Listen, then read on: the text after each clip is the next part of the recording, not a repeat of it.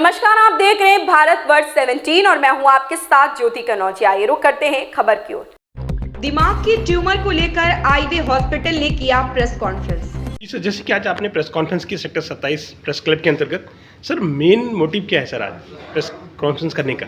देखिए, main motive आज की प्रेस कॉन्फ्रेंस का है, हमारे पास एक बहुत ही स्पेशल तरह का ट्यूमर जी। खास जगह पे जिसको हम स्कल बेस कहते हैं, वहाँ पे ये ट्यूमर जो है पाया जाता है। उसका जो ट्रीटमेंट है वो एक एक्सटेंडेड स्कल बेस अप्रोचेस के द्वारा ही पॉसिबल है, जो कि एक स्पेशलाइज्ड क्या कहते हैं तरह का न्यूरोसर्जरी होता है, जिसमें हम जो है ब्रेन और नाक के अंदर जाते हुए जो कंबाइंड ट्यूमर्स होते हैं उनको एक ही बार में पूरा निकालने में संभव हो जाते हैं। जी। ये उसके बारे में हमारे पास ये 50 साल की महिला आई थी जो कि फिरोजपुर से थी और उनके दिमाग के अंदर और नाक के अंदर एक काफ़ी बड़ा ट्यूमर जो है आ चुका था। तो वो काफ़ी देर से इसका इलाज का कोशिश कर रही थी, पर क्योंकि ये काफ़ी कॉम्प्लेक्स सर्जरी होती है तो किसी ने उनको हमारे पास रेफ़र किया था। ऐसा ऑपरेशन के टाइम में क्या क्या प्रॉब्लम सर आती है? देखिए, करना पड़ता है। जी बिल्कुल, जो ये एरिया है ब्रेन और नाक के जंक्शन का, यहाँ पे ऑपरेशन करने में जो कठिनाई आती है, एक तो स्पेस बहुत कम होता है ऑपरेट करने के लिए। जी। तो अगर आप स्पेसिफिक अप्रोचेस नहीं यूज़ करते हैं, जिनको हम स्कल बेस अप्रोचेस कहते हैं, तो ऑपरेट करके पूरा ट्यूमर निकालना संभव नहीं होता। जी। तो ये संभव तभी होता है अगर आप उस चीज़ में स्पेशलाइज्ड हैं, ट्रेंड हैं। दूसरी बात, ऑपरेशन के बाद वहाँ से इन्फेक्शन का रिस्क बहुत बढ़ जाता है। जी। नाक से पानी ब्रेन का पानी बहने का रिस्क बहुत होता है। तो ये सब कॉम्प्लिकेशंस का रिस्क रहता है। तो इसको डील करने के लिए आपको एक्सपीरियंस और एक्सपर्टीज दोनों चाहिए होती हैं and you should be prepared to actually. Sir 200 के करीब आपने ऑपरेशंस किया है, यहाँ की आम जनता से क्या आप अपील करना चाहते हैं? देखिए, मैं यही अपील करना चाहूँगा कि इन सब बीमारियों का इलाज संभव है। जी। हाँ, ऑफ कोर्स क्या कहते हैं, हमारे लिए भी अचीवमेंट होता है कि बड़ा ट्यूमर निकाला है, लेकिन हम प्रेफर हमेशा यही करते हैं कि मरीज की बीमारी अर्ली स्टेज पे डिटेक्ट हो जाए। तो मैं यही कहूँगा कि अगर आपको कभी प्रॉब्लम आती है हेडेक की, नाक से ऑब्स्ट्रक्शन हो रहा है, ठीक है, नाक से खून बह रहा है, ठीक है ना, आवाज़ बदल रही है, आँख में टेढ़ापन आ रहा है, तो ये सब लक्षण हो सकते हैं कि ट्यूमर स्कल बेस के जगह पे पनप रहा हो। तो उसका जल्दी आप सिटी स्कैन से आप जो है इसको पहचानें और इलाज करवाएं। और सर इसका चार्ज कितना पड़ता है? देखिए, डिपेंड करता है कि ट्यूमर कितना बड़ा है। जैसे कि ये तो काफ़ी बड़ा ट्यूमर था, 8-9 सेंटीमीटर लंबा था, तो उसका ऑपरेशन भी लंबा चला, पेशेंट का स्टे भी लंबा था हमारे यहाँ पे। सो अराउंड 3 से 4 लाख रुपए खर्चा आता ही है। सर कितने डॉक्टर की टीम होती है इसमें करते हुए? जी, क्या कहते हैं, हमारे पास पूरी टीम है, हमारे पास असिस्टेंट होते हैं। टोटल 7-8 लोगों का टीम होता है जो मिल करके हम पूरा ऑपरेशन थिएटर में इसको काम करते हैं सक्सेसफुली। और उसके लिए अच्छा इक्विपमेंट, इंफ्रा और एक्सपीरियंस की ज़रूरत होती है। बहुत ही कम स्पेशलाइज्ड सेंटर्स हैं ऑल ओवर इंडिया जो इस तरह की सर्जरीज परफॉर्म करते हैं। इसी तरह की हम सर्जरीज काफ़ी पहले भी परफॉर्म कर चुके हैं, तभी हमारे पास ये पेशेंट दोबारा किसी के रेफरेंस से आए हैं। तो इसके लिए जैसे मैंने आपको बताया, स्पेसिफिक स्कल बेस ट्रेनिंग की भी जरूरत होती है। जो डॉक्टर्स न्यूरोसर्जन इसमें ट्रेन होते हैं, they are able to do it successfully. Thank you. और सर इसमें खर्चा कितना आता है? सर डिपेंड करता है, जैसे कि ये ट्यूमर काफ़ी बड़ा था, it took us around 7-8 hours to remove. जी। तो उस हिसाब से खर्चा थोड़ा बढ़ जाता है, अराउंड 3 से 4 लाख रुपए के करीब आता है। जी। अगर छोटा हो तो खर्चा कम भी होता है। सर 200 के करीब आपने ऑपरेशन किया है, सारे सक्सेसफुल हुए? तकरीबन सारे ही सक्सेसफुल रहे हैं sir.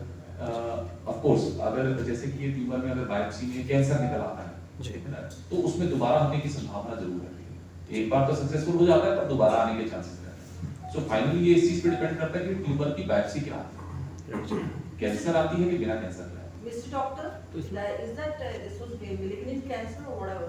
That's what I'm saying, ma'am. ये चीज बाद में पता लगती है जब आप उसको टुकड़े का जांच भेजते हैं, जी, जी। जब उसकी रिपोर्ट आती है 10 से 15 दिन के बाद, Biopsy. बायोप्सी वो उन्होंने यही पूछा। तो बेसिकली सक्सेस का मतलब क्या होता है कि दोबारा ना हो। What was it? अभी नहीं आया इसका फाइनल रिपोर्ट नहीं आया। मैम उनका क्वेश्चन यही था कि दोबारा हुआ कि नहीं हुआ किसी में, तो मैंने वही बताया ना कि डिपेंड्स कि बायोप्सी में क्या होता है। एक बार तो सक्सेसफुली आप रिमूव कर देते हैं, अगर कैंसर होता है तो उसके आने के चांसेस हो सकते हैं। फिर वो डिपेंड करता है कैंसर किस ग्रेड का है, 1-2 ग्रेड, वो रिस्पॉन्डिंग टू है कीमोथेरेपी के नहीं है, उन चीज़ों पर। ट्राई सिटी में बहुत सारे हॉस्पिटल हैं, ये काफ़ी पेशेंट आपके पास ही क्यों जाते हैं, क्या रीज़न है?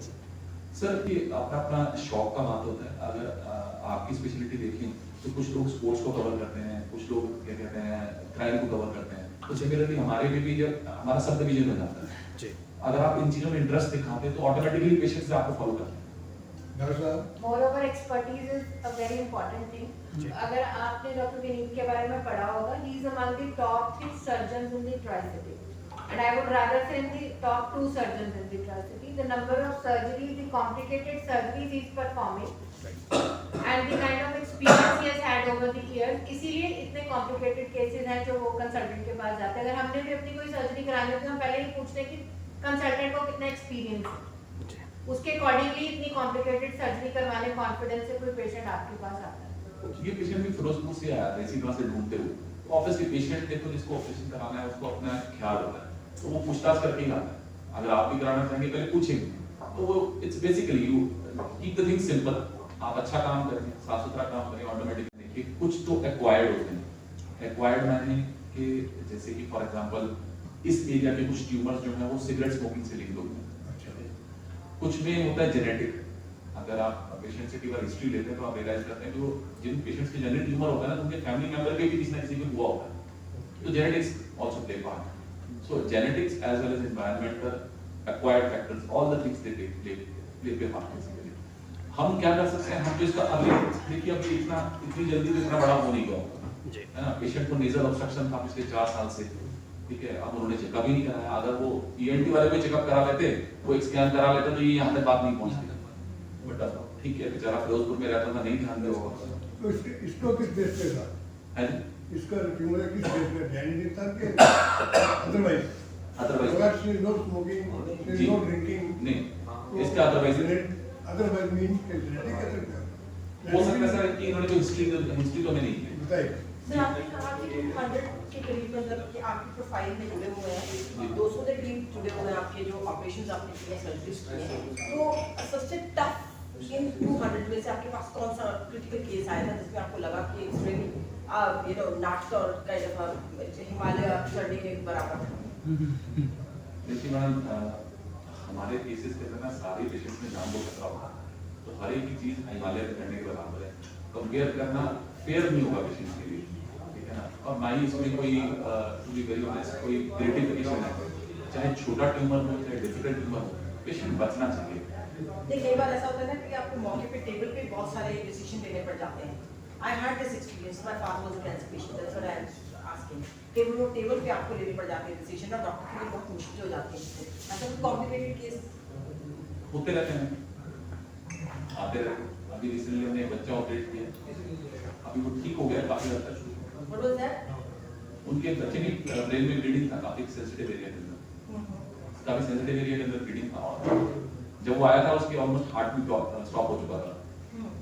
तो within half an hour to 1 hour हमने सर्जरी के लिए हॉस्पिटल में गए. कल परसों उसका छुट्टी हो गया ऑलमोस्ट 1.5 महीने के बाद. Is fine now? बेटर. इस पेशेंट को डॉक्टर साहब ऐसा क्रिटिकल नहीं रिकवरी.